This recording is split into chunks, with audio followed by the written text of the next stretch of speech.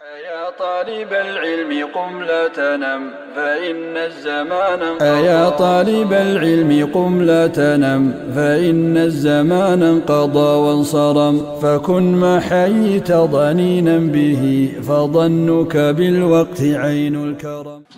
Baik, masalah yang kedua yaitu meletakkan dedaunan, bunga-bunga atau pepohonan di kuburan. Masalah. Ya. Baik, ini juga menjadi bahasan. Ya, bahkan yang menarik, Imam Bukhari menyebutkan suatu riwayat secara mu'alak, secara mu'alak. Mu'alak itu apa? Imam Bukhari langsung mengatakan sahabat ini mengatakan demikian, gitu. Itu mu'alak. Mu'alak itu enggak disebutkan sanadnya. Dan mu'alaknya Imam Bukhari ada yang dhaif, ada yang sahih. Ya, Imam Bukhari beliau menyebutkan dalam babnya, ya, dalam bab, beliau membuat bab dalam Sahih Bukhari, babul jarid alal qabr. Bab pelepah kurma di atas kuburan. Kemudian beliau mengatakan, wa usau Buraidah al-Aslami, dan sahabat Buraidah al-Aslami memberikan wasiat kepada keluarganya, an yuj'ala fi qabrihi jaridan.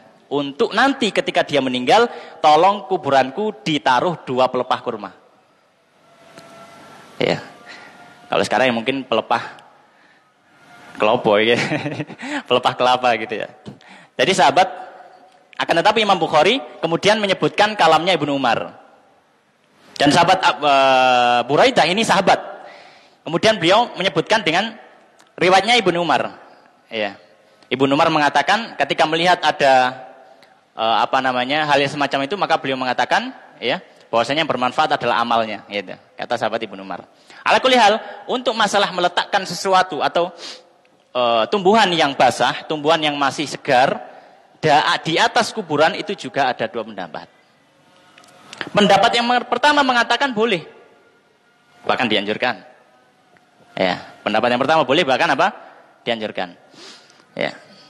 Alasannya apa? Ya, alasannya ya, seperti tadi, karena hadis ini sifatnya umum. Diambil ilah ta'lil, pendalilannya adalah karena itu adalah sebuah pohon, yang pohon itu bertasbih memuji Allah Subhanahu wa taala, dan ahli kubur mendapatkan manfaat dari tasbihnya pohon selama masih basah. Ini sifatnya umum. Ya, sifatnya Sifatnya umum. Bahkan karena memahami seperti itu, sahabat Buraidah al-Aslami juga mewasiatkan kepada keluarganya. Karena memahami sabdanya Nabi ini secara umum. Itu pemahaman sahabat. Tapi sahabat Ibnu Umar memahami tidak seperti itu. Ya, ada khilaf. Ya, ada khilaf. Ya. Ini pendapat yang pertama, yaitu dianjurkan. Ya. Oleh karenanya Ibnu Hajar al-Asqalani dalam Fathul Bari beliau mengatakan, wa ka'anna Buraidah hamalal hadis ala umumihi walam yarahu khasan bidzainika rajulain. Dan sahabat Buraidah tadi memberikan wasiat itu karena beliau memandang secara umum hadis ini berlaku untuk siapapun, bukan untuk khusus 2 orang laki-laki yang bersama Nabi, tapi yang kuburannya dikunjungi Nabi sallallahu alaihi wasallam. Ya. Baik. Pendapat yang kedua mengatakan tidak dianjurkan. Alasannya apa? Alasannya tadi seperti yang pertama, ini khusus, tidak berlaku umum. Ini khusus tidak berlaku umum. Ya. Dan pendapat ini juga zahir dari pendapatnya Ibnu Umar. Karena suatu ketika Ibnu Umar juga melihat hal semacam itu, maka Ibnu Umar suruh, sudah diambil saja, buat apa? Kemudian Ibnu Umar mengatakan, innama yudhilluhu amaluhu. Itu juga disebutkan Imam Bukhari setelah menyebutkan athar dari Buraidah tadi. Jadi 2 sahabat ada khilaf, gitu ya. Nah, ini zahir dari pendapatnya Ibnu Umar. Dan juga pendapatnya Imam Al-Khattabi. Al-Khattabi yang menyampaikan di awal tadi pada pembahasan membaca di atas kuburan, beliau menyampaikan, ya. Beliau menyampaikan, waqad ankara al-Khattabi ma yaf'alun nas 'alal kubur minal akhwas wa nahwiha. Dan Imam Al-Khattabi itu mengingkari kalau ada orang-orang yang meletakkan dedaunan atau di atas kuburannya. Baik, ala kulli hal, ini juga kembali masalah khilafiyah. Masalah khilafiyah. Ya, dalam artian tidak perlu kita mutasyaddid dalam hal ini. Kalau ada yang mau mengamalkan ya silakan, terserah. Kalau ada yang nggak mau mengamalkan silakan. Ya. Silakan.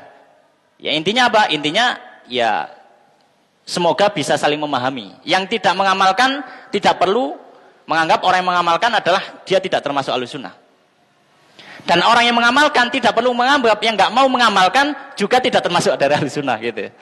Jadi sama-sama membuang dari Ahlussunnah. Ini masalah khilafiyah, bahkan sahabat yang khilaf ini. Dan disebutkan dalam Sahih Bukhari.